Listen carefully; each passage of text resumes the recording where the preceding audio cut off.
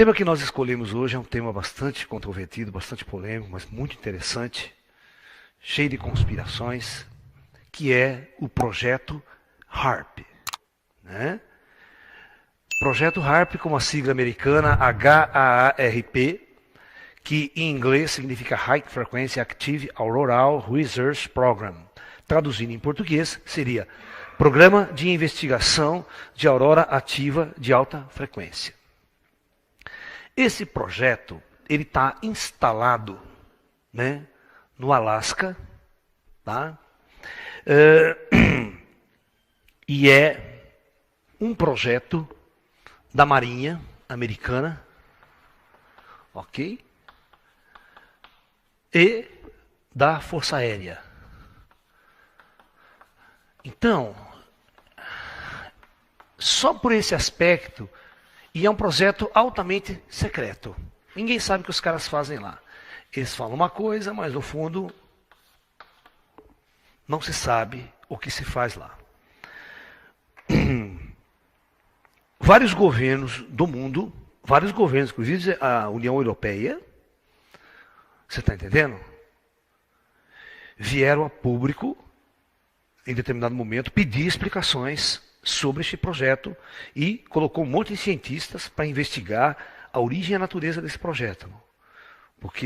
E os russos fizeram o mesmo, e vários países do mundo fizeram o mesmo. Porque este programa tinha cheiro de uma arma extremamente avançada, muito mais poderosa do que uma arma nuclear. Então isso deixou o mundo científico em alerta. Mas depois de um tempo, o que acontece? Parece que todo mundo meio abafou, ninguém conseguiu discutir, ninguém foi mais em cima. Por quê? Simplesmente nós descobrimos que todos os outros países também desenvolveram projetos semelhantes. Ok? A China desenvolveu um projeto igual, a Rússia já há muito tempo, a Inglaterra, a Europa, países ali, você está entendendo? Então, houve um acobertamento, porque você fala, você está desenvolvendo essa arma, eu também vou desenvolver. A Guerra Fria entre Rússia e Estados Unidos sempre foi nessa chamada corrida armamentista, né? Os caras inventavam uma bomba atômica de tal potência, os russos lavavam a mesma coisa. Inventavam um míssil, outro mundo inventava um míssil. E ficava nessa corrida para manter o equilíbrio de forças. Ok? Equilíbrio de forças. Mas sempre houve projetos para desenvolver armas, né, de natureza completamente diferente de tudo aquilo que nós podíamos imaginar. De uma bomba, simplesmente uma bomba que explode. Armas muito mais sofisticadas, muito mais interessantes, com capacidade de realizar determinadas coisas que nós vamos discutir aqui. A ponto do Hugo Chávez, presta bem atenção, o Hugo Chávez veio a público, isso tem gravado na televisão, tal. Eu vou colocar no vídeo, quando eu for editar o vídeo, eu vou colocar esse trecho do Hugo Chávez.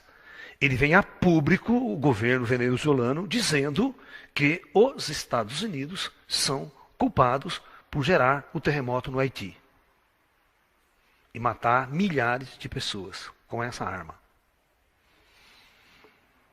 Ok? Para um governo de Estado, né, vir a público e falar isso, informações de quem ele obteve? Aí vocês vão ver que ele obteve informação da Rússia.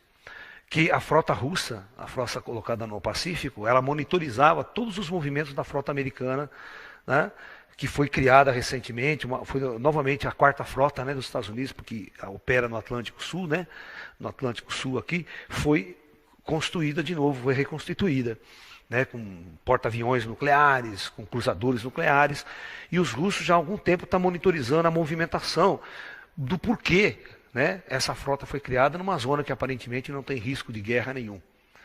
Né? Então,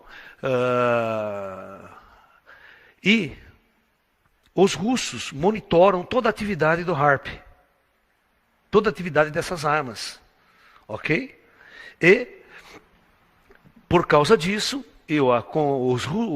esse Hugo Chávez obteve informação privilegiada, porque ele é parceiro russo, dos russos, e veio a público dizendo que é o uso dessa arma secreta dos Estados Unidos que manipula o tempo, o clima no mundo. Essas mudanças globais climáticas seriam, na verdade, o uso dessa tecnologia moderna, E também o uso, né, dessa arma como provocador de terremotos. Ok? Então, há especulações também de que aquela explosão em Tunguska, em 1910, aquela explosão gigantesca, tipo nuclear, na verdade não foi nenhum asteroide, nenhum cometa que caiu, mas o uso de uma arma por Tesla, pelo grupo do Tesla, naquela época, né, que estava testando esse tipo de tecnologia, e você consegue colocar. Essa é uma tecnologia tão fantástica, não precisa de míssil, não precisa de foguete, não precisa de absolutamente nada. Eu coloco uma arma tipo nuclear em qualquer parte do planeta, ela surge do nada. Vocês estão me entendendo? Então vamos lá, vamos tentar entender o funcionamento dela, como é que ela funciona e essas discussões. Então, o que a ciência diz? Bom, pelo fato dela ser da Marinha, da Força Aérea, e não ser de nenhuma universidade, de nenhum cientista independente, ser das Forças Armadas Americanas, já cheira algo de ruim no negócio. Certo? O que a Marinha e a Aeronáutica têm interesse em fazer um projeto se não é por uma arma? Né? Ela não tem interesse em desenvolver projetos que não sejam projetos envolvidos em guerra, em armamento de guerra. Então já cheira mal o próprio encabeçamento desse projeto HARP. Porque se fosse um projeto assim, tipo estudar atmosfera, ionosfera, como eles falam, né? Você está entendendo? Simplesmente qualquer universidade, os militares não precisam estar envolvidos nesse negócio. Sabe? Seria um projeto que qualquer universidade americana ia desenvolver e tudo mais, e pronto, acabou. Tá? Então, quais são as especulações em cima deste projeto HARP, dessa arma? Primeiro, seria, na verdade, uma arma que nós chamamos uma arma escalar. Eu já vou tentar explicar várias coisas. 2. Essa arma teria capacidade de manipular o clima na Terra. Isso em qualquer parte do mundo. Manipulando o clima, né, causando furacões, tempestades, secas em determinados lugares, quebra em safras econômicas, quebra em safra agrícola, quando você manipula. Você quer manipular o mercado, sabe? Você quer manipular o comércio de produtos primários, produtos agrícolas, você simplesmente, numa determinada região produtora, você cria uma seca. E como isso se faz? A gente vai tentar entender o funcionamento desse mecanismo. 3. Essa mesma arma seria capaz de criar e gerar grandes terremotos.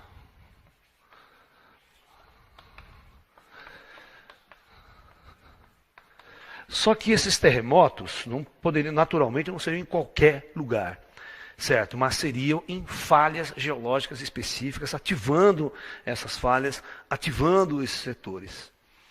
Contam alguns especialistas que os Estados Unidos têm desenvolvido um projeto atual com o HARP para causar uma grande quebra no Irã, causando um terremoto devastador no Irã. Vários terremotos, porque o Irã é uma zona sísmica muito complicada. E os americanos provocariam esses terremotos para quebrar toda a estrutura, a economia, quebrar todo esse mecanismo por causa desse enfoque nuclear que os Estados Unidos têm. Só que da mesma forma que nós sabemos, todo mundo está sabendo, os grandes governos do mundo sabem. Porque tem cientistas e investigadores trabalhando há muito tempo. Muito bem. Agora, a quarta suposição é uma suposição mais complicada. Muito complicada. Que, se não me lembro, a causa fundamental da catástrofe Atlântica, de uma grande guerra que destruiu a Atlântida, o motivo principal pelo qual houve um grande conflito na Atlântica no passado, foi exatamente por uma invenção de uma arma semelhante. Uma arma que manipulava, presta atenção, Arielle, psicólogas e outros mais, a mente das pessoas.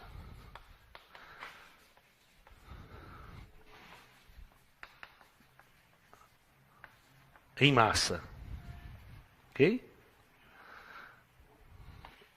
Ou seja, você é capaz jogar uma energia com uma frequência característica, com um programa característico numa determinada cidade, determinada região e provocar mudanças e instabilidade emocional em massa, podendo levar à loucura, à morte e a determinados estados de consciência que a gente nem imagina. Isso é possível? Eu digo, é. Em laboratório se faz isso. Você só teria que ter uma máquina que pudesse pegar esse mesmo experimento de laboratório e jogar ele no espaço, irradiar uma onda. Nós viemos discutindo, quanto tempo a gente vem discutindo, né? Se radiação de celular faz mal para a saúde, né? Se as antenas de celulares. E já, você vê, as grandes empresas, ninguém quer ter uma torre de celular no quintal da sua casa. Porque sabe que provoca câncer, provoca isso, que ela cria vários problemas. É uma fonte de radiação de alta frequência. Ok? Então, o que poderia ser manipulado com tecnologias avançadas? E a potência gerada nessas antenas do HAARP é coisa assim absurda, coisa absurda. Né? Uma rádio, aí, a mais potente rádio que a gente transmite em antena, vamos supor, seria 50 mil watts, 50 quilowatts na antena, lá os caras têm megawatt. É uma coisa absurda. Tá? Muito bem. Então, são essas quatro extrapolações que a gente vai discutir aqui e tentar explicar para vocês isso daí. Muito bem.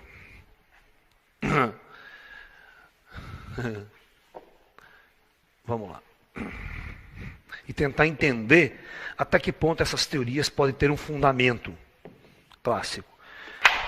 Quando eu disse a vocês que talvez uma arma desse porte de manipulação da mente das pessoas, das coisas de massa, foi o grande causa fundamental da Guerra Atlântica, porque os cientistas desenvolveram esse tipo de arma, e esse tipo de arma começou a criar um fator tão complexo na civilização, que quando o inimigo detecta que é a ação de uma arma do inimigo, imediatamente ocorre uma retaliação nuclear.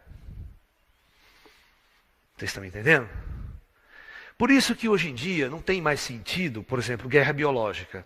Todos os grandes países desistiram de criar armas biológicas nos seus arsenais.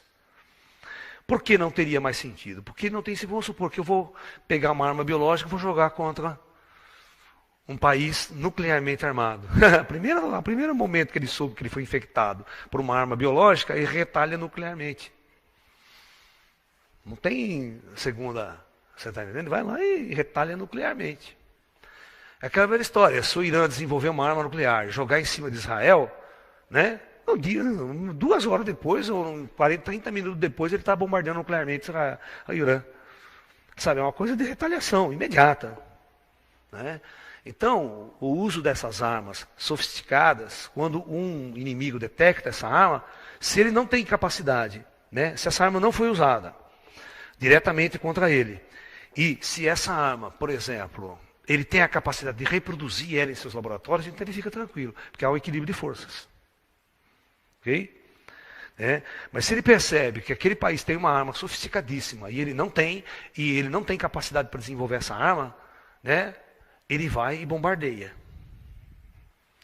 O inimigo, principalmente, vai lá bombardear a arma, tudo mais, sabe? Tenta detonar aquela arma do cara. É igual Israel fez com o Iraque na década de 70.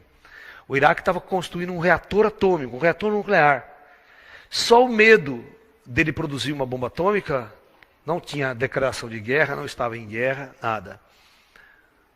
Israel foi lá com a sua força aérea e bombardeou totalmente essa usina nuclear iraquiana.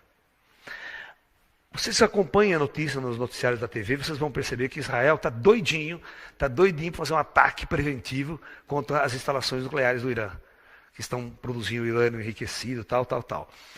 Até agora, ele não fez esse ataque porque o serviço secreto israelense começou a aconselhar os militares, dizendo que não é possível, que as instalações nucleares do Irã, elas estão de tal forma camufladas, elas estão de tal forma funcionando, né, a 100, 200 metros de profundidade, em bunkers muito bem construídos, que um ataque preventivo só iria destruir aquelas que estão na superfície e aquela que a gente acaba levando os inspetores da ONU, né, para olhar, sabe? Aquela para engrever.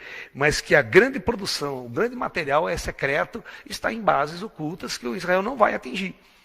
Então o serviço secreto israelense falou assim, olha, se você fizer um ataque, vai ser muito pior, porque você vai provocar um estado de guerra no Oriente Médio, e vai ser o motivo para o Irã estar atacando, jogando mísseis e convencionais em cima de nós, e você não vai resolver o problema. Você não vai atrasar o programa nuclear iraniano dessa maneira. Né? Então, eles estão num impasse, eles não sabem o que faz. Eles não sabem o que fazem. Ou fazem uma guerra total contra o Irã, do mesmo jeito que fez com o Iraque, invade e anula todo o sistema, né? Mas existe um perigo aí, né? Qual seria esse perigo? De o Irã já possuir uma arma ativa nuclear, só não ter testado. Todo mundo sabe que isso é possível quando o Paquistão explodiu sua primeira bomba atômica, né? A Índia, na semana seguinte, explodiu a dela também. Agora eu pergunto, quanto tempo faz que a Índia tinha a bomba dela pronta?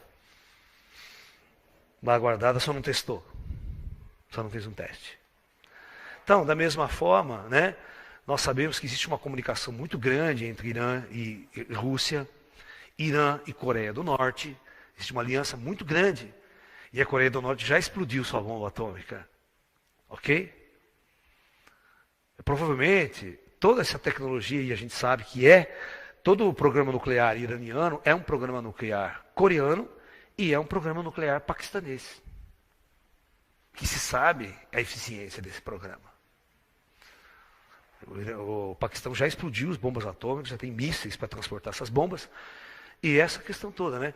Por essa discussão quando a Coreia do Norte quis lançar esse teste desse míssil de longo alcance aí, né? Dizendo que ia botar um satélite em órbita, ainda bem que o satélite falhou, caiu no mar, o foguete, 2 dias depois, né?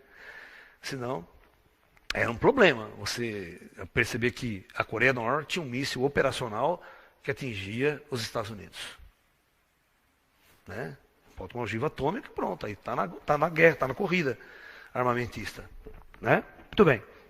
Então vamos voltar ao caso aqui do nosso projeto HARP. Em 1976, para ter uma ideia de que não é um projeto apenas americano, em 1976, né, ocorreu um fenômeno nos Estados Unidos que todas as transmissões de rádio e televisão, de telefonia no território americano entrou em blackout. Você não assistia o seu canal de televisão, tá? É como se nós estivéssemos agora aqui, desse um blackout na rede de comunicação de celular, um blackout na televisão, não pega mais TV, não pega mais nada. Tudo interferência e tal. Aí, os americanos, e isso ficou por vários dias. Isso aí era um caos no comércio, na televisão, que vive de propaganda, rádio. As rádios não funcionavam. Aí foram detectar, certo? Era uma transmissão poderosa de um sinal de rádio que vinha da Rússia. Aí os aviões espiões americanos, aqueles aviões americanos, satélites, conseguiram fotografar uma estrutura enorme, uma antena gigantesca, de forma paralela, né? Com mais de 60 metros de altura, uma rede de antenas, e essa rede de antenas estava transmitindo exatamente para o território americano. A ponto de bloquear todo o sinal de transmissões de rádio, tudo. Né? Esse seria o HARP russo. Né? Naquela época, diz que esse projeto aí, depois, esse foi um teste que ele jogou isso nos Estados Unidos, mas que essa antena ficou operacional por mais de 20 anos. Hoje ela foi desativada, mas agora não se sabe outros lugares que eles montaram, outro tipo de antena, outro mecanismo, para fazer esse tipo de tecnologia. Né? Pode estar subterrânea agora, pode estar secreta, ele não precisa. E eu vou provar para vocês que essas antenas não precisam estar de determinada maneira no ar. Um lugar visível que pode ser bombardeada, pode ser destruída por qualquer avião de caça. Ok? Ou míssil Tomahawk. Muito bem. Então, para mostrar para vocês que os russos já operavam muito antes que os Estados Unidos montar o projeto dele. Então, talvez por causa desse ataque russo aos Estados Unidos, foi um ataque russo, os americanos procuraram rapidamente desenvolver a sua arma no caminho semelhante. Ok? Muito bem. Para que vocês entendam o funcionamento dessa arma, eu preciso explicar uma coisa muito complicada em física para vocês, chamada teoria da onda escalar, que é desenvolvida por Tesla. Tesla que vai desenvolver essa teoria, porque ele queria mandar a eletricidade à distância, lembra? Sem perda, não podia ter perda nenhuma na transmissão. Esse era o jogo do Tesla. Vocês sabem o que é uma onda eletromagnética, que é a eletricidade andando no espaço? Toda onda de rádio, toda antena, quando ela pulsa, ela começa a mandar um sinal que você pega no seu radinho, ela está mandando eletricidade no ar, tá? Ela manda. Só que perto da antena, pra você ter uma ideia que é eletricidade, se nós tivéssemos uma antena de rádio aqui perto de casa, aqui mais ou menos 200, 100 metros, 200 metros de distância, isso no Rio os negros faziam na favela os negros faziam isso antigamente. Então é o seguinte, a antena, perto da antena, a potência é muito alta, porque a gente sabe que quando vai se afastando da antena, a potência vai caindo do sinal. Por isso que vocês também, quando estão ouvindo o rádio, estão andando na estrada com o rádio. Está pegando bem a estação, né? Você vai se distanciando da antena da sua cidade, e o sinal vai caindo até o ponto que some a transmissão. Perfeito? Porque a potência do sinal vai caindo. Você não consegue mais na antena induzir uma corrente elétrica na sua antena lá e entrar no seu rádio e você ouvir aquela estação. Então, da mesma forma, a antena de rádio. Então, na verdade, quando você estabelece uma antena de rádio aqui, escrever assim, ó, tá? Está lá a antena, que esse ponto ela começa a transmitir um sinal. Geralmente é esférico esse sinal, porque ela sai de um ponto e vai. Se você tiver uns 100 metros dessa antena, 200 metros dessa antena, você faz uma brincadeira. Porque a favela inteira é iluminada a partir dessa... Os negros não pegavam eletricidade, nem pagavam a conta. Você esticava um fio, assim, ó. Um fio comprido, um arame comprido, um fio comprido. Simplesmente aqui você puxava 2 pontinhos, não deixava encostar. E aqui você instalava a sua lâmpada. Tá? Aqui você botava um bocal e aqui você botava a sua lampadinha aqui. A lâmpada acendia. Tá ligado em tomada nenhuma. Você botou e tipo, pum, a lâmpada acende no ar. Por quê? Porque essa antena aqui, ela está jogando eletricidade no ar. E aqui é simplesmente uma antena receptora desse sinal. Tá? Como está muito perto da antena, a potência é muito alta, a ponto de acender uma lâmpada. Tá? Isso acontece, isso você pode fazer. Entendeu? Isso significa que qualquer transmissão de rádio é jogar eletricidade no ar. Mas um dos problemas que o Tesla tinha, ele falou assim, eu quero transmitir eletricidade para a tua casa. Desse jeito assim. Só que tem um problema. Se você transmitir desse jeito, o que vai acontecer? Qualquer anteparo que tiver, qualquer curva que tiver, não vai chegar a eletricidade na sua casa. Então tinha que ter uma tecnologia diferente. Eu vou transmitir sem perda. E outra, à medida que essa potência vai saindo da antena, quando dá 10 km de distância, já não consegue pegar. Certo? Cai o sinal a zero e não tem, você não vai acender a lâmpada. Então como é que você resolve esse problema? Eu preciso resolver esse problema da seguinte maneira. Eu preciso dessa antena aqui jogar um sinal, por exemplo, de 100 kW de potência, e em qualquer ponto chegar a 100 kW. Certo? Porque você sabe que uma lâmpada comum, né, daquelas antigas de filamento, era 100 watts, né, 150 watts. Certo? Uma casa gasta no máximo quanto? 2.000 watts. Então, eu posso gerar, hoje a gente sabe que as transmissões geram aqui milhões, megawatts, milhões de watts, para alimentar uma cidade inteira, para alimentar um país. Os geradores produzem isso. O problema é como você vai transmitir isso. Então, o Tesla tinha uma teoria muito sofisticada, que eu não preciso de cabo, não preciso de fio, e outra, eu não vou transmitir com essa onda que tem perda. Eu vou transmitir de um jeito que entre esse ponto e esse ponto, o negócio funciona assim, ó.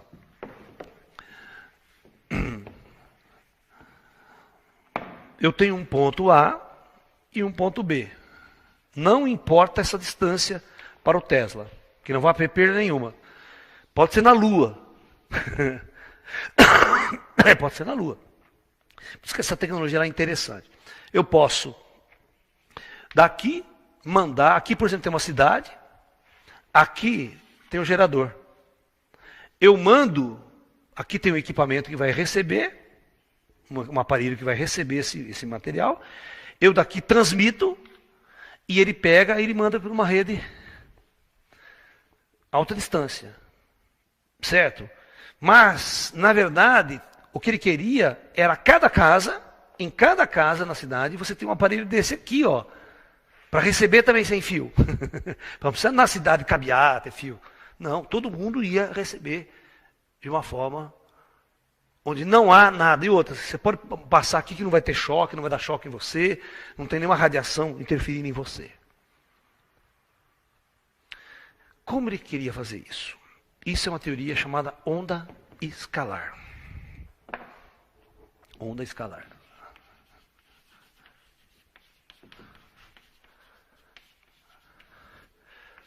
Vocês estudaram no ginásio, né? Já lá no ginásio, no colégio, se vocês se lembrarem, em física, você tem dois tipos de grandeza. Uma grandeza, né? Chamada grandeza escalar e a outra grandeza vetorial. Vocês se lembram disso? Uma grandeza escalar é apenas um número, né? Você está entendendo? Por exemplo, qual a potência do seu celular, a potência do seu rádio, a potência? A potência é uma grandeza escalar, né? Você fala, tem 100 kW, meu amplificador lá que tem, né? Tem 300 watts de potência. Então a potência é uma grandeza escalar, é um número. Você está entendendo? Né? Ou seja, uma grandeza, outra grandeza escalar. Quanto mede esse salão? 30 metros quadrados. É uma grandeza escalar. Agora, uma grandeza vetorial, ela é diferente. Por exemplo, uma grandeza vetorial, ela precisa de 3 outras informações para compor uma grandeza vetorial. Vamos supor que eu tenho um corpo aqui, e eu digo, está sendo aplicada nesse corpo uma força, né, de 30 newtons. Você fala, não, eu preciso saber mais coisas. Eu preciso saber aonde está aplicada essa força. Essa força pode estar aplicada para baixo, pode estar aplicada para lá, pode estar aplicada para assim, torta, no ângulo. Então a grandeza, a força já é uma grandeza vetorial. Então essa grandeza vetorial, ela precisa de três dados para completar uma grandeza vetorial. Você precisa de direção, horizontal, vertical. Você precisa dar essa direção. E você precisa dizer o sentido. Então, é nesse sentido que eu estou aplicando a força. Ou poderia estar aplicando a força nesse sentido. Ou nessa direção e nesse sentido.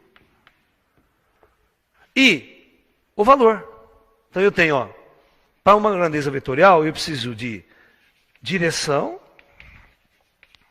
Eu preciso de sentido e preciso da intensidade.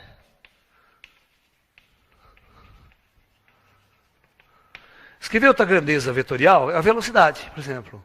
Você falar, eu tenho um carro, né, que está na Anhanguera com velocidade de 30 km por hora. Aí você vai perguntar, mas ele está indo ou voltando? Eu preciso saber mais informação. Certo? Ele está indo ou está voltando? Está sendo empurrado, está sendo puxado, qual a direção? Então, tem todas essas consequências. Então, uma grandeza vetorial, ela precisa dessas questões. Tá? Muito bem. Eu vou tentar explicar de uma forma bem simples como é que eu consigo mudar essa questão. Uma onda se deslocando no espaço, uma onda se deslocando no espaço, ela é uma grandeza vetorial, porque ela tem intensidade dessa onda, ela tem velocidade, tem sentido que essa onda está indo, então ela tem esses vários fatores, certo? Então ela é considerada uma grandeza vetorial. E todas as vezes que você joga uma eletricidade no espaço, ondas alternadas, corrente alternada, você quer jogar ela no espaço, você precisa transformá-la numa onda, senão ela não se propaga. Né? Muito bem. Então eu vou fazer uma coisa interessante aqui. Vamos supor, tá? Escrever, vem aqui, vem me ajudar. Olha, faz uma força no meu peito, empurra o meu peito. Pode empurrar. Ó, eu vim para cá, não vim? Certo? E se eu fizer isso com ele também, eu empurrar, ele se desloca. Então, todas as vezes que Newton descobriu que quando eu aplico uma força em um determinado corpo, tá? Existe uma resultante. Né? A resultante é igual a massa vezes a aceleração. Então, Newton descobriu o seguinte, que todas as vezes que eu tenho um corpo e a resultante da força aplicada nesse corpo, né? Que é uma grandeza vetorial, por isso que a gente diz com flechinha, a resultante dessa força é igual a massa vezes a aceleração, que é também uma grandeza vetorial. Isso Newton descobriu. Ok? Tá? Agora, o que acontece, né, quando eu tenho um corpo aqui e não tem nenhuma força aplicada nele? Ou a resultante não tem nenhuma, ou a resultante é igual a zero. Ó, quando não tem nenhuma força aplicada nesse corpo, eu digo que ele, né, a gente diz, quando a somatória das forças que atuam no corpo é igual a zero, ou a resultante, de duas situações, ou o corpo está em repouso, ou em movimento retilíneo uniforme. É isso que dizia as teorias de Isaac Newton. Né? Então, se não existir nenhuma força aplicada no corpo, ou ele está em repouso igual, ou se a somatória de todas as forças aplicadas nele for zero, ele tem essas duas condições. Mas o Tesla notou um furo nessa teoria. Que furo que é? Vem cá, de novo. Nós vamos encostar essas nossas duas mãos. Preste bem atenção. Mas nós não vamos fazer nenhuma força nesse ponto aqui. Não vamos fazer nenhuma força. Qual que é a resultante? Zero. Certo? Zero. Está em repouso a mão. Ok? Agora eu vou pedir que você faça uma puta força na minha mão. Pode fazer.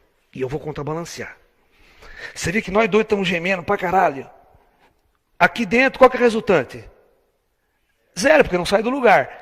Mas no fundo está tendo uma puta força, filha da puta, nesse ponto aqui. Mas para Isaac Newton é a mesma coisa que nada. Não tinha nada. Ele não conseguia distinguir as duas situações.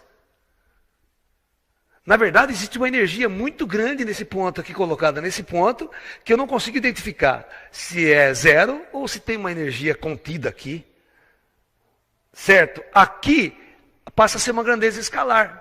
Porque duas forças vetoriais aplicadas em sentido contrário se anulam, praticamente seria zero, mas a resultante não é zero. Tem uma tensão aqui no espaço. Esse ponto está sob tensão, que pode estourar minha mão, pode arrebentar de alguma maneira, mas enquanto eu estou resistindo, né? Então, este lance aqui que é a chamada coisa legal da história. Que eu vou explicar agora em função de onda para você. Eletromagnética. Vamos tentar transformar uma grandeza vetorial numa grandeza escalar. Vamos imaginar, o Tesla pensou da seguinte maneira, ó. Como é que eu transmito uma onda? Transmito muita energia de um ponto a outro sem ter interferência no meio, sem ter perda. Ele falou assim, eu vou transformar uma onda vetorial numa onda escalar, porque a onda escalar não tem perda. Olha a teoria dele, maluca. Então, presta bem atenção, toda onda eletromagnética ela é assim, ó. É um pulso, ela é uma onda que se desloca. Essa onda, se você pega esse ponto aqui, você pode marcar a velocidade dela, se desloca com uma certa velocidade. Essa altura da onda aqui, ó, a gente chama de amplitude ou altura da onda. Isso aqui é que tem uma força. Essa oscilação, ela oscila o espaço, ela mexe. É um campo magnético que está flexionando alguma coisa. Se fosse onda sonora, ela estava pressionando o ar. O ar é que se desloca. Você vê um alto-falante, quando o alto-falante está... Quanto é o grave que você sente mais, né? Está... Você fica perto da caixa do alto-falante, vem aquele bafo de ar em cima de você, não vem? E ele bate em cima de você. Porque essa onda sonora está deslocando uma potência incrível. Então o Tesla pensou da seguinte maneira. Todos vocês aprenderam que ondas eletromagnéticas, ou luz, ou ondas sonoras, você pode criar um fenômeno chamado interferência construtiva ou interferência destrutiva. Você sabe o que é isso?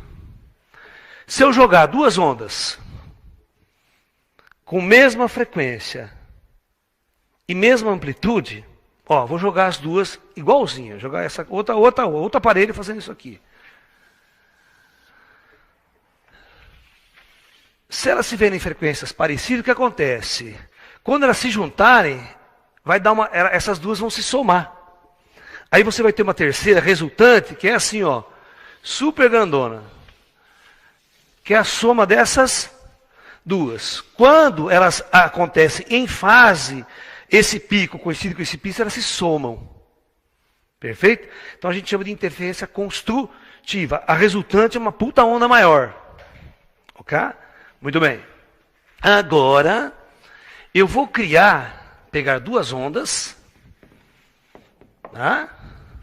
Isso pode fazer em piscina, em água, dá para fazer do mesmo jeito. A gente vê isso aí acontecer. Eu vou pegar uma onda aqui, ó, que está caminhando nessa direção. Aí eu vou mandar uma outra onda, presta bem atenção. Defasada, o que é defasada? Atrasada de uma fase. Que significa o seguinte, que quando ela cruzar com essa onda aqui, quando ela bater nessa onda, ela vai estar assim, ó, presta atenção, ó.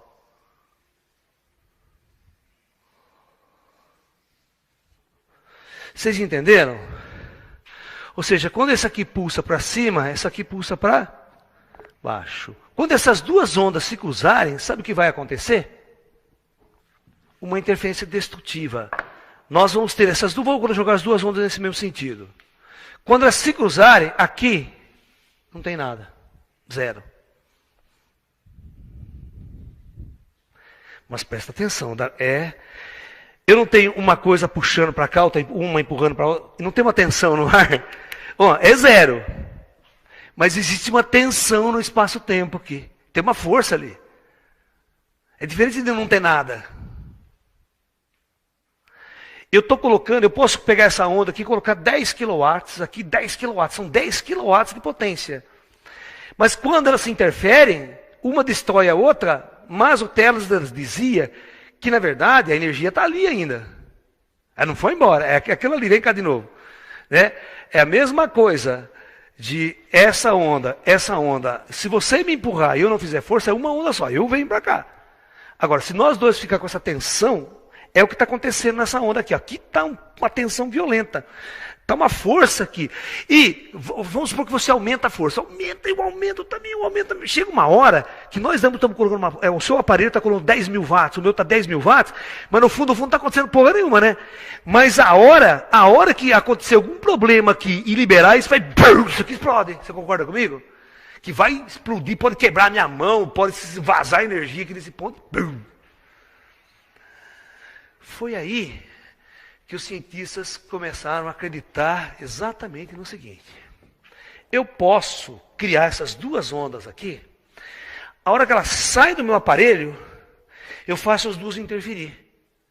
Então, na verdade, ela está saindo zerada aqui. Se não tem nada, não pode haver interferência. E não há perdas. E eu vou mandar isso aqui embora. Eu sei que ela está indo embora. Ela vai para qualquer parte do mundo, vai até para a Lua. Agora, quando ela chegar nesse ponto aqui, vamos supor que eu escolho um ponto aqui, que eu quero defasar a onda. Eu quero tirar essa interferência. Eu vou fazer surgir aqui aquele potencial que você vai explodir aqui. Então os caras fazem o seguinte, eles mandam uma terceira onda agora essa onda é dirigida. Ele manda uma terceira onda, distante desse aparelho, ele tem que ter uma triangulação, ou pode estar o aparelho muito perto, certo? Mas eles não deixam as ondas interferir, mandam um ângulo, e nesse ângulo eles fazem o seguinte, quando chegar exatamente aqui, elas cruzam, e essa terceira onda interfere construtivamente nesse par de ondas, e neste ponto cruzou, a energia aparece. Ela aparece com uma grande explosão.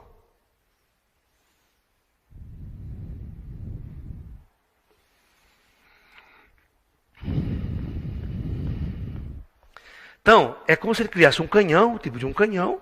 Eu vou apontar para tal lugar, certo?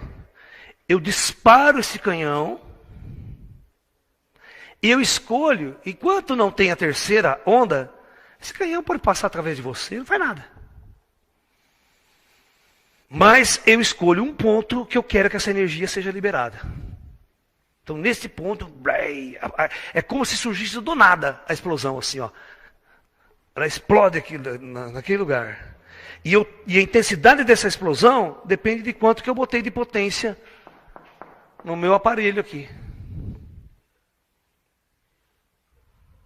Entendeu? Na verdade, o que o Tesla queria fazer, exatamente, ele queria construir um aparelho aqui. Aqui é uma arma.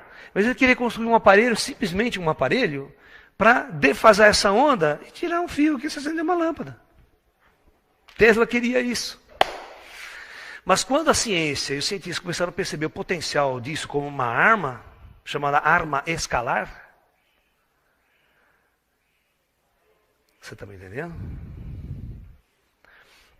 E esse tipo de onda, chamada onda escalar, agora os cientistas perceberam que ela tem 200.000 aplicações. Muito bem. Um grupo de cientistas, né, que trabalhavam para as indústrias petrolíferas, eles precisavam prescrutar o solo profundo para encontrar petróleo. Aquela era a história, como é que eu tenho certeza que nessa região ou embaixo desse lugar tem petróleo? Petróleo na pré-sal, por exemplo.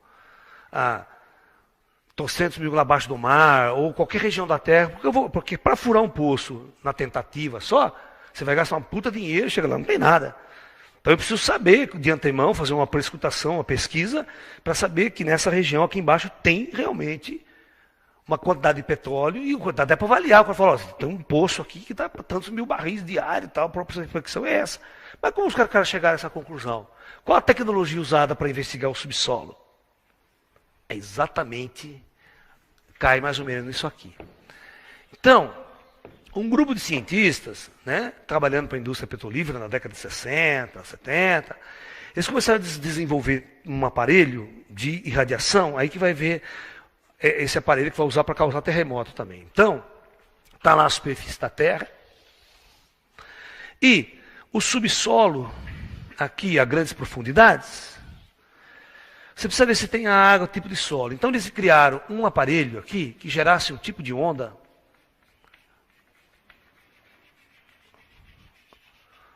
tá? Ondas sísmicas de baixa frequência, certo? Que quando atingisse essa camada, enviasse uma informação, e essa informação detectada pelos aparelhos, né, você criava um mapa do subsolo. Olha, tem água, tem certa densidade, o material tem uma certa densidade, e a gente conhece o petróleo, a densidade do petróleo, você faz uma experiência em laboratório com o petróleo, e quando você vai procurar ele na natureza, você joga essas ondas, você vê que ele reflete essas ondas com a mesma capacidade, então você consegue até medir toda a região que tem um poço de petróleo gigante aqui embaixo do solo, uma área muito grande de petróleo nessa região aqui. Então, essa tecnologia, ela serviu como base para a construção do HAARP também. Tá? Muito bem. Então, entendido o funcionamento da onda escalar, tá? Eu vou passar a analisar o projeto HAARP sobre vários aspectos. Primeiro aspecto, vamos ver como ele pode manipular o tempo, o clima, quer dizer.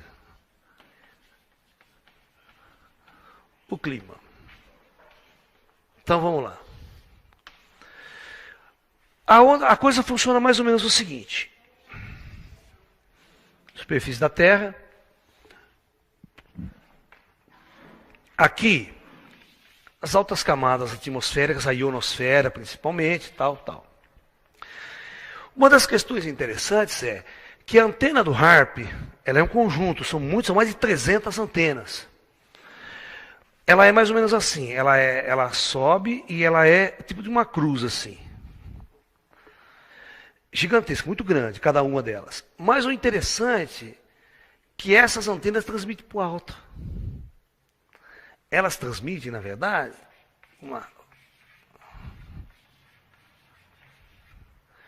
E a ideia dessas ondas é aquecer a alta camada da atmosfera. Aquecer. Você coloca puta potência, 300 kW aqui, e você, quando essa zona, numa frequência específica, aí que está.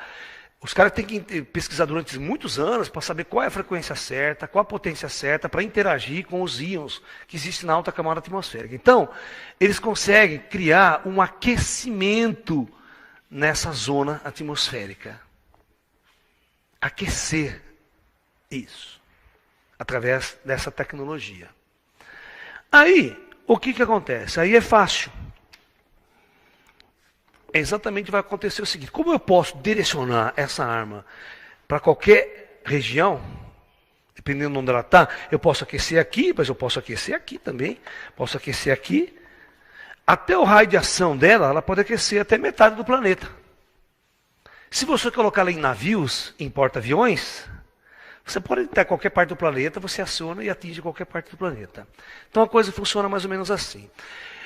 Se eu tivesse o mapa mundi aqui, por exemplo, se eu tivesse a América do Norte aqui, ó, só para tentar entender mais ou menos, aqui é a América do Sul. Isso aqui é uma coisa muito simples.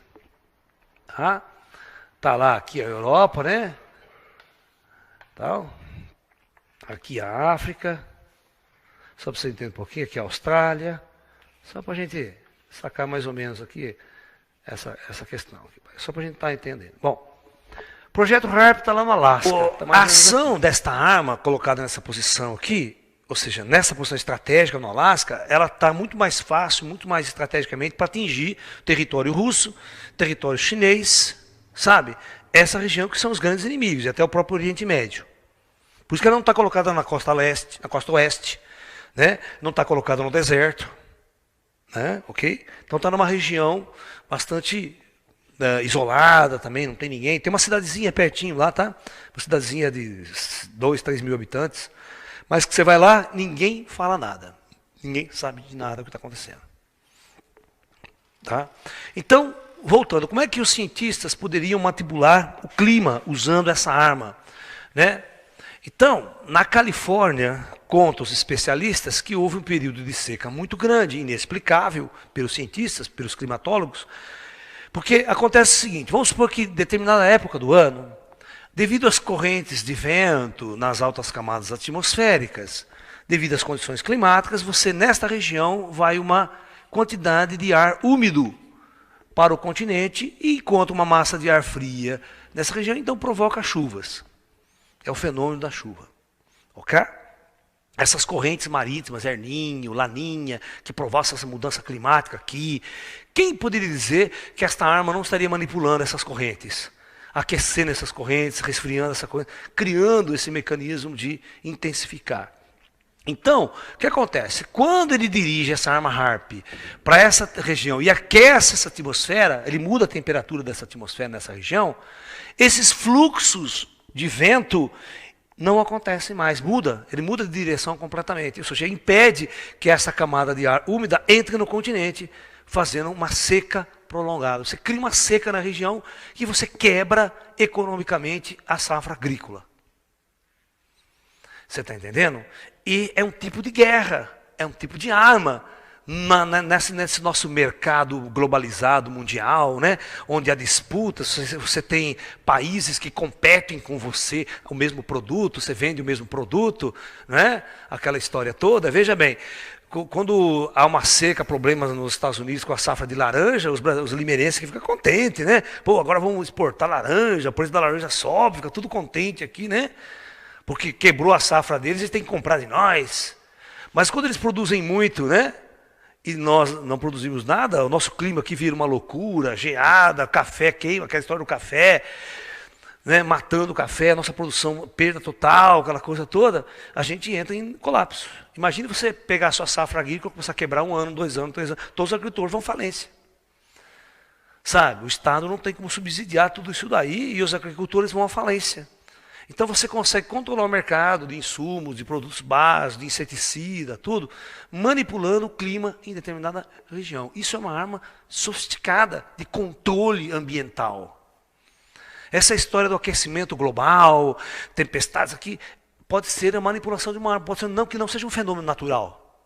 Pode ser que seja realmente o uso dessas armas, e não só pelos Estados Unidos, mas por vários países de grande tecnologia que têm essas armas e estão há muito tempo trabalhando e estudando o desenvolvimento delas. Né? Muito bem. Será que essa arma poderia provocar? Então, a manipulação do clima poderia se dar dessa maneira, se aquecendo a atmosfera nas altas camadas e influenciando nas correntes, nas monções, influenciando o clima, até ponto de causar tempestades sem fim. Aquela velha história, se aqui começa a vir um fluxo, porque o ar está muito aquecido, muito úmido, se você aquecer mais, aquecer mais essa e não essa outra aqui, né? Porque a chuva acontecia porque encontrava essa camada de ar fria, né?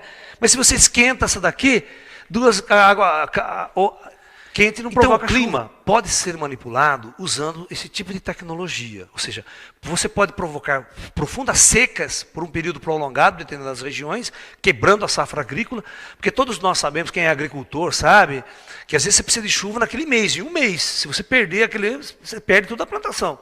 Então se naquele período exato você manipula o clima, você tem uma destruição total de safras enormes, uma quebra econômica para o país terrível. E você pode estar ganhando muito dinheiro com isso, né, se você manipular essas forças.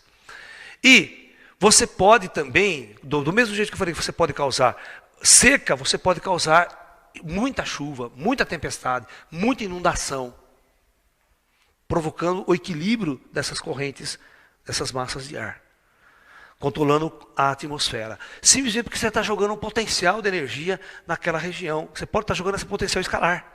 Você está entendendo? E naquela altitude, naquele ponto, eu quero. Por isso que ele está falando assim, eu quero, daqui, eu jogo uma onda escalar, eu faço ela explodir exatamente nessa zona da alta camada da atmosfera. Muito bem. E um furacão? E um furacão? Como é que um furacão acontece? Então, quando você vê, não tem furacão no continente. Não tem furacão dentro do...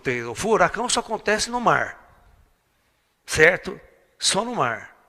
Por quê? Porque ele precisa ser alimentado por vapor de água. Então você tem o oceano.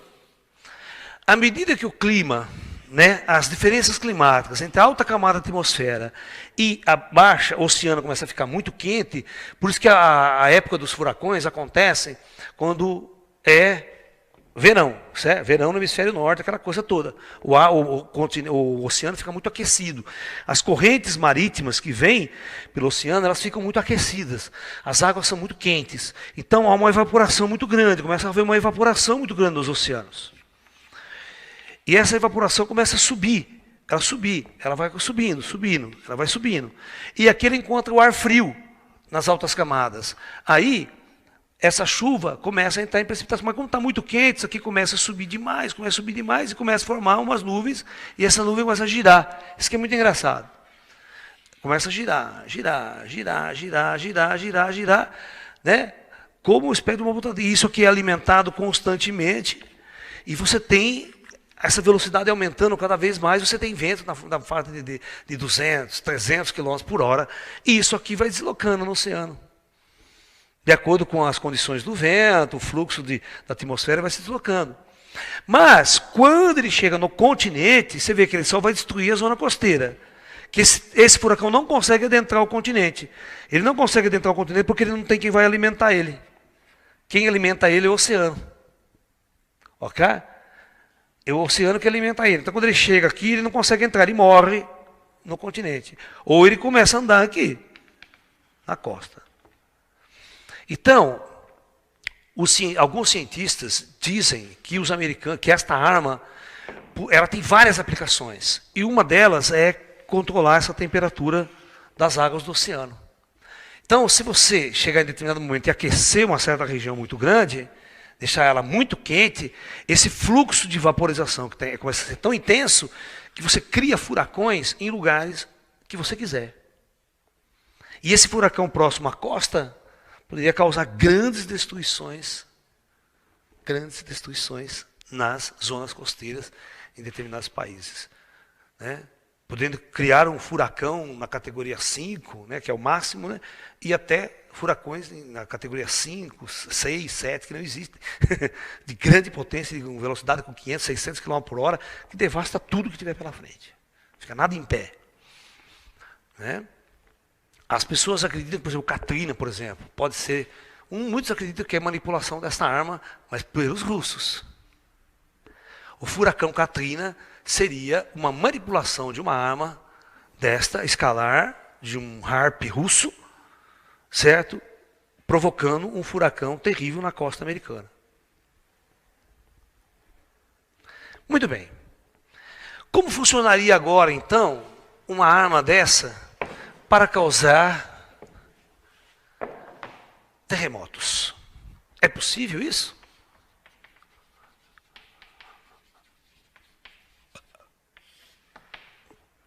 O engraçado é que quando aconteceu o grande terremoto no Haiti, você veja que engraçado, né?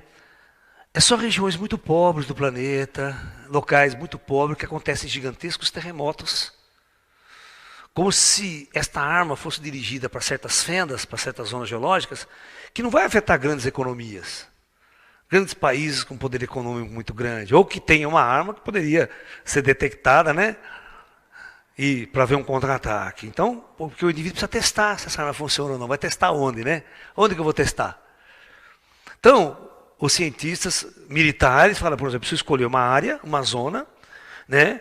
Por exemplo, que o meu inimigo não vai ficar chateado, certo? Não estou atirando contra o meu inimigo. Então, vou escolher a Nicarágua, a América Central, um país pobre, caindo aos pedaços, que economicamente não apita nada para ninguém. Vou testar a arma nessa região. Essa é a acusação do Hugo Chávez, hein? Você está entendendo? Então existe uma guerra oculta aí e a coisa funcionaria mais ou menos assim. Vamos lá. Eu teria aqui a superfície da Terra. Aqui a crosta terrestre. Aqui eu já teria uma fenda, uma falha geológica numa zona da crosta. Tá? Vamos supor que qualquer tipo de ação e de força que eu possa induzir nessa falha, ela causaria um terremoto.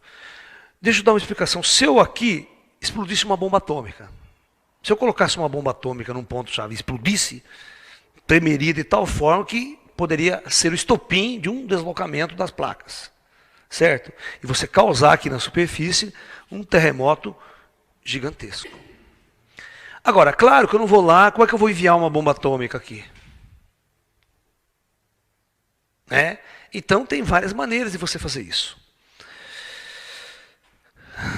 Vamos supor que o magma está aqui. Magma. O magma, na camada da crosta, em certas regiões, ela se infiltra, tem até os vulcões ativos, porque ela sobe. Você pode até fazer vulcão entrar em erupção, usando essa arma.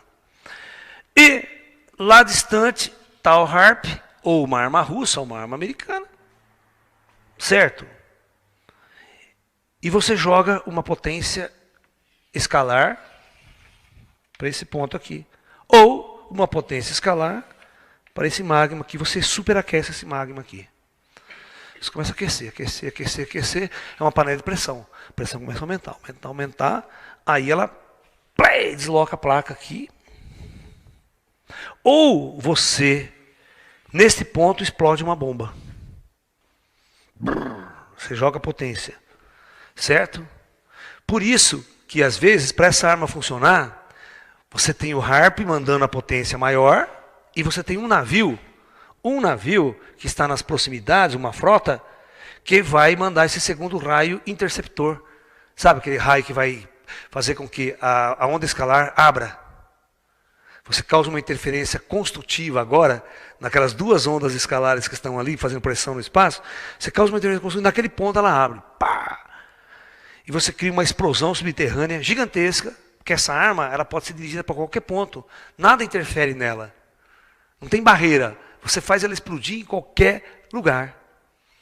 E você explodiria. E é engraçado que o governo americano, mas minutos depois do terremoto do Haiti, já estava com toda a frota pronta para dar assistência médica, levando helicóptero, levando tudo, a ponto de entrar o exército americano no Haiti, né, com armas, com armamento, tudo ali para controlar roubo, saque em massa, tal, como se eles estivessem prontos e preparados para aquela situação. Até que os navios hospitais foram deslocados, tudo para a região, como se eles estivessem preparados para algo que eles próprios iriam causar. Aqui é um bando de gente pobre, né? Negro, americano, negro ainda, tudo negro, pobre, né? Aquela coisa toda, ninguém está nem aí que se morrer 200 mil, 50 mil, 100 mil, não vai afetar muito a economia do planeta. Né? Da mesma forma, os russos sabem que essa tecnologia existe. E a frota russa estava no Atlântico Norte e estava no Pacífico, monitorizando, porque sabia que mais cedo ou mais tarde os americanos iam utilizar essa arma. E eles têm tecnologia para monitorizar isso. Tá? E por que a Marinha está interessada nisso? Porque uma das coisas mais complexas existentes na guerra nuclear, na guerra estratégica nuclear, é submarino.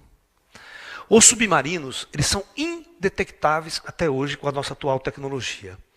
E eles estão acreditando que o projeto HARP é uma única maneira de você detectar submarino em qualquer parte do mundo. Você joga essa onda escalar, ela abre, e você, porque ela vai em qualquer profundidade do oceano, e você consegue criar um radar que penetra e você consegue detectar a presença de submarinos nucleares em qualquer parte do planeta. Então isso para a estratégia militar é o que há. Porque hoje, um submarino nuclear russo, com 240 bombas atômicas de alta potência, pode estar simplesmente a 300 metros da costa dos Estados Unidos e é indetectável. Ele pode lançar os mísseis dali e os mísseis em questões de segundos atingem os alvos nos Estados Unidos. E esses submarinos são indetectáveis. Da mesma forma, um submarino iraniano. O submarino iraniano não detecta russo, também não detecta iraniano. É essa a questão, esse é o medo que vocês não sabem. Os iranianos também têm submarino. Eles podem pegar o submarino iraniano, navegar e ficar perto de Nova York. Dá uma ordem lá e sai fora e manda um míssil nuclear. Não precisa ser míssil de longo alcance, como esse vagabundo, carregando essa ogiva, arrebenta com Nova York inteira e afunda o submarino de novo. Quem vai achar o desgraçado depois? Entendeu? Esse é um dos grandes medos que não se discute, não se fala na televisão. Então, uma necessidade de detectar submarinos. Então, este equipamento também pode ser utilizado para detectar submarinos e destruí-los. Porque é uma arma. Você detecta e, ao mesmo tempo, você destrói ele, criando essa arma, essa bomba, essa explosão. Então, geraria um potente e forte terremoto criando isso. Vocês vão entrar na internet, vocês vão pesquisar. Quando vocês assistirem o meu vídeo, esse vídeo, eu vou colocar lá essa declaração do Hugo Chávez. Ok? Num dos pontos da minha palestra, eu vou cortar no meio ela, eu vou colocar essa declaração do Hugo Chávez. Pode até ser agora. Né? Que não está editando. Então, vocês vão ver que o Hugo Chávez vem na televisão e fala, logo após o terremoto do Haiti, que esse terremoto é um terremoto causado por uma arma secreta americana em teste de manipulação de terremoto. Ele que acusa o governo americano mesmo, de ser o culpado de fazer isso. E ele tem essa informação de onde? Você fala, mas esse cara é bonachão, esse cara fala bobagem, fala uma... Mas escuta aqui, por que um chefe de Estado chega numa televisão e vai falar isso? Certamente, ele tem muita informação que a gente não tem. Ele tem informação dos iranianos, está aliado com o Irã, aliado da Rússia, aliado da China. Então, o serviço secreto dele também tem serviço secreto. Ele também tem cientista. Não é porque é venezuelano. Tem muita coisa por baixo do pano que vocês não sabem. É que é a velha história. Se você for um presidente da República aqui no Brasil, você vai entrar nos arquivos secretos de disco voador, de OVNIs, de tudo que nós temos aqui escondido. Ele também vai ter. Ele também tem muita coisa com os russos. Sabem de muita coisa os chefes de Estado. Né? A ponto de vir a Putin, principalmente agora, que ele sabe que ele está com câncer, ele pode morrer a qualquer momento, aí ele vai meter a boca no mundo mesmo. Ele vai poder chegar e falar coisas que pode criar essa polêmica. Então, na verdade, gente, nós estamos num nível de tecnologia hoje em dia que a bomba atômica passa a ser uma arma dos primitivos, dos pobres. Porque existem tecnologias muito mais avançadas a ponto de criar armas muito mais sofisticadas e poderosas do que uma arma atômica. Isso faz com que os arsenais sejam obsoletos. Aí o negócio começa a desativar mesmo, né? Vamos desativar, vamos fazer um acordo para desativar a bomba atômica. Também, claro, pode, porque eu tenho outra melhor. Mas veja, em qualquer acordo nuclear, ninguém desativa submarino atômico. Ninguém desativa mísseis que estão em submarino. Vão desativar aqueles mísseis da década de 60, que estão lá nos Estados Unidos enchendo o saco só atrapalhando, né? Que numa guerra para valer, ele nem vai ser usado, ele nem vai sair do chão. Né? Que as guerras serão mais estratégicas, com esses aviões invisíveis, com mísseis invisíveis, stealth, que atinge o alvo sem ninguém perceber. Essa vai ser a tecnologia moderna. Tá? Você vê no Iraque, na guerra do Iraque, né? Pô, os aviões americanos entravam em espaço aéreo invisível, ninguém detectava, eles bombardeavam e voltavam para casa. É aquela história, os caras estavam lá, de repente a bomba começava a cair na cabeça do cara, não sabia de onde vinha. Sabe? Porque o avião atirava a distância, ele estava alto para cá, ninguém viu o avião para atirar contra ele. De repente ele estava em cima do alvo, porque o radar não detecta. À noite, e gêmeos, né, um ataque noturno, né? Cara, tudo escuridão, de onde vem essa bomba? O cara não sabia de onde vinha a bomba. Então é isso. Hoje nós estamos vivendo, né, descoberta de armas muito mais sofisticadas. Muito bem.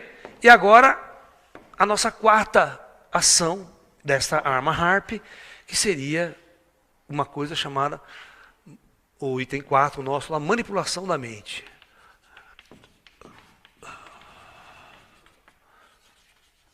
Muito bem.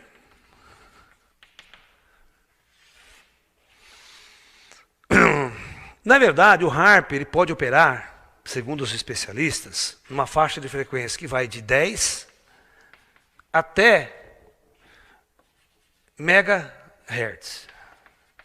Ou seja, nessa faixa de baixa frequência. As baixas frequências, eles atuam para terremoto, porque oscila, são ondas de choque que vão oscilar, como o alto-falante lá que oscila. Se você pegar o som do Twitter, aquele puta som agudo, mas pega o som do alto-falante, ele treme tudo, ele começa a tremer as coisas, não treme? Um som grave não treme cadeira, não treme tudo. Então isso são ondas de baixa frequência, elas causam oscilações mecânicas. Uma onda muito aguda não causa. Aí os cientistas, há muito, já vêm estudando a ação, presta bem atenção, a ação de ondas elétricas no cérebro humano.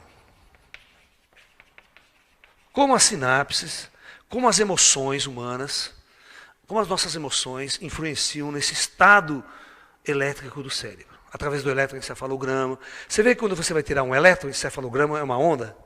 Não é uma onda pulsante, uma onda elétrica? Então, isso que eu quero que vocês entendam. Veja bem. Agora que nós vamos chegar onde eu quero. Vocês sabem que quando vocês vão tirar um eletroencefalograma para saber se as funções do seu cérebro, se tem algum tumor, se tem algum problema, né? Você vai lá, instala um monte de eletrodo aqui na cabeça, em várias partes da coisa, e tem um aparelho lá que ele vai lendo, vai criando umas ondinhas assim. E essas ondas são retrato do como está o fluxo elétrico do teu cérebro. Então, se a pessoa, e isso já foi estudado já há muito tempo, se a pessoa está muito depressiva, angustiada, existe um tipo de onda. Se a pessoa está alegre, feliz e com saúde, o tipo de onda parece diferente. Então, com isso, eles conseguem associar, né, cada tipo de onda, cada tipo de frequência elétrica do cérebro promovendo uma emoção, um tipo emocional. Se eu estou com raiva, se eu estou com ódio, ok? Muito bem. Vocês já viram em alguns filmes de ficção científica aí, aquele tipo de indivíduo que está lá, por exemplo, assim, né? O cara treinou ele, né? o serviço secreto treinou, fez uma lavagem cerebral no cara, tal, aí larga o cara, normalmente ele vive uma vida normal. De repente, uma palavra-chave, lembra? O cara atende o telefone, tem um filme chamado O Telefone. Vocês assistem esse filme, é muito interessante, chama O Telefone. Por que chama o telefone? Porque é o seguinte, o cidadão está lá nos Estados Unidos normal, tem o seu comércio normal, mas não sabe que ele foi pego pelo serviço secreto. O serviço secreto fez uma lavagem cerebral nele e implantou uma ordem oculta no cérebro dele. Implantou, fez um implante através de uma lavagem cerebral, com elementos químicos, uma produção. Aí, volta de novo e fica bom. Aí, é o seguinte, né? Então, de repente, o cara tocava o telefone na casa dele, ele ia atender, alô, e uma voz dava uma ordem para ele. Certo? Quando ativava esse som do telefone, essa voz específica, esse comando específico ativava um programa implantado, o seu cara ficava assim duro. Ia lá na casa dele, abria a gaveta, pegava uma arma, colocava na cintura, pegava o carro e exatamente em um determinado lugar tinha um político especial, ele estava programado para chegar e arrancar a arma e matar aquele político. Isso não é coisa de ficção científica. Isso é possível se fazer. Chama-se programação. Já ouviu falar em programação neurolinguística? Hoje em dia está muito em moda, os esotéricos gostam muito. Você criar uma nova programação para o seu cérebro, você mudar suas ideias, seu princípio, seu comportamento, né? Inclusive, as pessoas que fazem entrevista estudam muito neurolinguística, né? A ponto de fazer o quê? De ver se você está mentindo. Através do seu gesto, se você está conversando, se você vira a sua cabeça, bota a cabeça para baixo, se você está inventando, se está mentindo. Só por esse movimento da cabeça, o cara sabe se você está mentindo ou não. Porque são áreas do cérebro que são ativadas, que são precisas, e o cara que é observador, ele é treinado para isso, ele vai sacar como é que funciona. E a gente sabe que os ETs, por exemplo, quem estuda ufologia, quando os ETs abduzem uma pessoa, os ETs apagam totalmente a memória da pessoa. A pessoa volta e não se lembra de nada da abdução. Então isso significa que o nosso cérebro é totalmente manipulável. Mas eu não acredito ainda que através do HARP, por exemplo, à distância, você consiga implantar um programa específico na mente de uma pessoa. Mas vamos supor que a tecnologia HARP, ela esteja num estágio que, ao invés de você programar uma ordem, eu poderia pegar uma onda, né, de rádio, jogar no teu cérebro e implantar uma mensagem inteira, e você começava a se comportar de acordo com aquela mensagem depois. Mas vamos supor que isso não chegou a esse ponto ainda. Mas vamos supor que a ideia é manipular na massa. Ok? Então, os cientistas do HARP perceberam que a uma determinada frequência específica o nosso cérebro trabalha. Existe uma frequência elétrica que o nosso cérebro trabalha, nessa faixa de frequência. Ok? E cada nível de frequência pode caracterizar um estresse, uma tensão, uma ira, uma violência, um ato de violência. Você fica violento de uma hora para outra, explode com facilidade. Ok? Então, os caras estão dizendo que é possível e que isso já acontece. Eles fazem teste em massa. Eles pegam essa onda HARP, né? Tem uma cidade. Eles podem pegar, como a arma é muito dirigida, eles não precisam mandar para a cidade, eles podem mandar um quarteirão quadrado. Eles podem mandar isso aqui ou para a cidade inteira, sabe? Ou regiões muito grandes. E aí eles começam a jogar um programa, uma frequência específica aberta. E aí, vamos supor que esteja jogando em cima de nós. Da mesma forma que tem milhares de sinais de rádio atravessando aqui agora, quantas estações de rádio e televisão não estão transmitindo? Vocês percebem? Não sinto nada. Porque a frequência não tem a ver muito com a minha percepção. Eu não percebo essas frequências. E programas inteiros estão sendo transmitidos agora, não estão? Com um aparelho específico eu posso sintonizar e ver uma programação, tanto de rádio quanto de TV. Satélites estão jogando esse sinal para cima de nós. E o HARP teria a capacidade de, numa determinada região específica, jogar uma onda num comprimento de onda de baixa frequência, que o nosso cérebro trabalha com baixa frequência, implantar emoção, por exemplo, muito ódio e muito estresse, a ponto de você ficar nervosa, e não sabe por que você está nervosa assim. E o fato de você estar nervosa, você começa a bater o carro, começa a brigar com todo mundo, você começa a ficar... E outra, você pode gerar muitas doenças, ataque cardíaco em massa, porque você fica estressado, nervoso, tenso, você começa a dar ataque cardíaco em todo mundo. Então, imagine você ter um inimigo e você começa a fazer eles brigarem entre si. Criar essas guerras civis, esses ódios sectários. Eu posso pegar em cima do Irã, jogar essa arma, começar a manipular essa arma em cima do Irã, para que ele próprio se destrua e o governo seja destruído. Sem eu ir lá com o meu soldado e jogar uma arma lá dentro. Uma guerra diferente. Uma arma que seria jogada por um país, sobre o Irã, por exemplo, desencadearia uma guerra civil, um ódio precedente, que os indivíduos não para pensar, que ele está sendo manipulado por uma força externa. Aquele tipo de emoção, ele não relaxa, não consegue dormir direito, porque aquela ação está constante, ativando, excitando o cérebro dele, a ponto de suas ações serem muito violentas. Eles podem estudar até como jogar uma onda e acalmar depois. Deixar todo mundo calminho, tranquilo, em paz. Só fazer aquela frequência, cair numa frequência de onda alfa, de onda mais tranquila, que relaxa. Então, na verdade, é um instrumento que você pode manipular o estado emotivo e emocional de grandes massas. Certo? Aí você não sabe dizer porque torcidas vão começar a brigar no campo de futebol, aquela puta ira, ninguém para pensar que está fazendo uma besteira. Que tipo de emoção está sendo colocado ali? Né? Então, será que nós estamos sob a ação de determinadas armas modernas sem precedente na história da humanidade? A ponto de derrubar governo, tirar governo do poder? Né? E essas grandes potências estar controlando os países menores, a ponto de colocar o governo que eles interessam. Se ele não gostou desse governo, vão dar um jeito de derrubar esse governo, sem entrar no país, diretamente.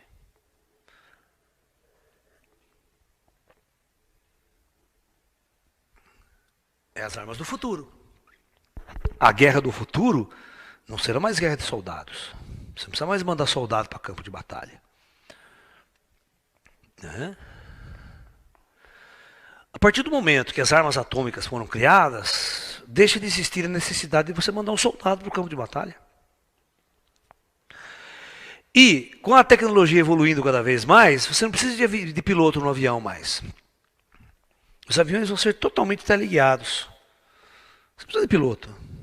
Porque para você botar um piloto no avião fica muito caro, vocês sabiam disso? Ou não sabiam? Porque para você botar um piloto num avião, fica muito caro, porque você tem que botar com aparelho de compressão, porque ele tem que sobreviver, você não pode fazer manobra muito rápido, porque o piloto morre. Quando você tira o piloto, o seu avião pode fazer o diabo assim, não está nem aí com o piloto. É como mandar um homem para Marte. É muito mais barato você mandar uma sonda não tripulada para Marte do que botar um homem na sonda e mandar para lá. Você tem que manter o homem vivo, o homem tem que comer, tem que beber. Isso enche o saco, isso gasta dinheiro. Isso é uma tecnologia a mais. E quando você não tripula, é mais fácil, fica mais barato. E por isso que os aviões de guerra modernos estão sendo todos projetados para não serem mais usados. Você vê na guerra do Oriente Médio lá, eles estão usando um avião chamado Raptor.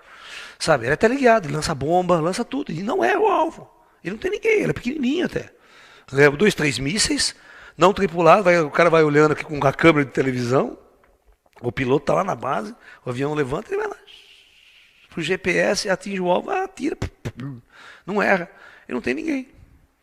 Se derrubar o avião também, porcaria, não tem ninguém lá dentro. Não mata ninguém. Então, a guerra do futuro é uma guerra com armas que nós nunca ouvimos falar, nem sequer imaginamos. Porque nós somos daquele tipo do arco e flecha, né, da espada. Essa é a arma, né, de guerra. Mas as armas do futuro, por exemplo, a arma atômica, não se esqueçam que a arma atômica é uma arma de 1945. É uma arma da época que nem existia computador. Ok? Hoje nós desenvolvemos tecnologias muito avançadas, estamos no celular, televisão a cores, painéis, aquela coisa toda. Imagine no campo das armas modernas o que não está sendo feito. E pelo fato de ser armas secretas, nunca ninguém sabe o que está sendo realmente feito. Então o projeto HARP pode ter certeza de uma coisa. Se ele não fosse um projeto armamentista, ele não estaria na mão de militares. Seria na mão de qualquer universidade americana, com cientistas civis, envolvidos no projeto. Estamos vivendo uma época em nosso planeta de grandes transformações e grandes mudanças. Não é só mudança no cenário da sua tecnologia, da sua cidade, computadores, celulares, você tem uma rede de internet mundial, você se comunica com todo mundo. Isso há 20 anos atrás era impensável. Que você na sua casa poderia acessar uma biblioteca qualquer do planeta inteiro. Eu, quando era moleque, gostava de astronomia, gostava de tudo, para me estudar, para atingir um livro, para chegar um livro de astronomia na minha mão, não tinha. Eu ia na biblioteca de Limeira, que só tinha uma enciclopédia vagabunda para eu ler sobre astronomia. Hoje, qualquer molequinho de 3, 4, 5 anos de idade entra na internet, tem vasta informação, tem tudo que ele precisa. Então, nós estamos realmente numa nova época, num novo mundo, uma nova sociedade.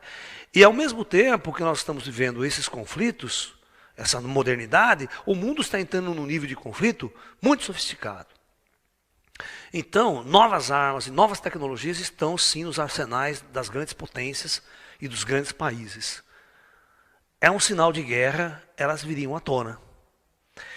Eu lembro de uma coisa, de uma reclamação. O governo americano, quando o governo americano começou a bombardear o Iraque, com os mísseis Tomahawk, aqueles mísseis inteligentes que são lançados dentro, que eles vão baixinho, tal, sabe? Que eles funcionam com GPS para atingir o alvo. Eles começaram a reclamar com os russos. Falaram, não é possível, nós estamos lançando os mísseis aqui e os nossos Tomahawk começam a cair lá na Arábia Saudita, começam a cair não sei aonde. Ou seja, existia algum equipamento russo no Iraque, por baixo do pano, que estava desviando totalmente os mísseis teleguiados. Ou seja, toda essa tecnologia de míssil inteligente, de avião inteligente, certo? Vai por terra, porque é simples uma interferência de rádio causada por um HARP desse, uma barreira HARP, você desnorteia todo o sistema GPS do míssil, e o míssil, ao invés de cair naquele alvo preciso, que é erro de 1 metro, sabe aquela coisa toda, vai cair lá no território da Arábia Saudita. 3 mil quilômetros de diferença. E os americanos falaram assim, os iraquianos não podem ter esse equipamento. Não é possível que eles tenham um equipamento desse. E aí, jogaram em cima dos russos. Mas, na verdade, os russos só estavam testando. Entendeu? Os russos não entrou na guerra. Ele não desviava todos os mísseis Tomahawk. Eles ficavam sacando lá, na hora que os caras, por via satélite, na hora que os americanos lançavam um míssil, falavam, vamos ligar o HARP, vamos ver se funciona a nossa tecnologia. Porque o dia que esses caras fizerem um ataque contra nós, abre a rede inteira e não chega um míssil até nós. O míssil vai cair lá nos Estados Unidos mesmo, vai não sei aonde, mas alvo ele não vai atingir. É porque você vê, essas armas, no fundo, são de alta tecnologia, mas elas são facilmente destruídas por uma tecnologia contra medidas. A gente chama de contramedidas, né? Eu crio um míssil inteligente que não era o alvo, certo? Agora, eu quero saber como é que eu vou me defender desse míssil aí. Então, os russos criam essa rede HARP também. Ó, eu vou jogar uma interferência de rádio em cima daquela região do Iraque. Qualquer míssil que entrar nesse setor, perde a orientação. Nunca vai acertar o alvo de jeito nenhum. Então, é assim que está acontecendo nas épocas modernas. Eu presto muito bem atenção em certos pontos, sabe, que não são muito discutidos, na televisão, não aparece. Essa declaração do Hugo Chávez mesmo, não apareceu na Globo? Na época Não. Você sabe que a TV Record foi a única TV brasileira a produzir um documentário naquele programa chamado Câmara Record sobre o HARP. A Globo não fez esse programa, e nenhum outro canal, não sei os canais a cabo, Discovery e tal, esses canais têm passado programas discutindo este HARP. Eu peço que vocês entrem na internet e vocês vão ver programas específicos, discussões, gente que escreveu livro sobre o HARP, fazendo essa discussão toda sobre essa arma moderna e de alta tecnologia. Ok? Então é isso, é um resumo dessa discussão aí, que eu quero que vocês fiquem atentos, que vocês não estão no mundo mais de 30, 40 anos atrás. As armas também evoluíram. E o nível de guerra futura pode ser muito diferente. E eu vou dizer uma coisa para vocês, e a hora que um país se sentir ameaçado diretamente por uma arma desse tipo, a retaliação vai ser nuclear. Pode ter certeza. A guerra nuclear pode começar a qualquer momento de uma situação que vocês nem imaginam. Então é isso. Namastê, muita paz.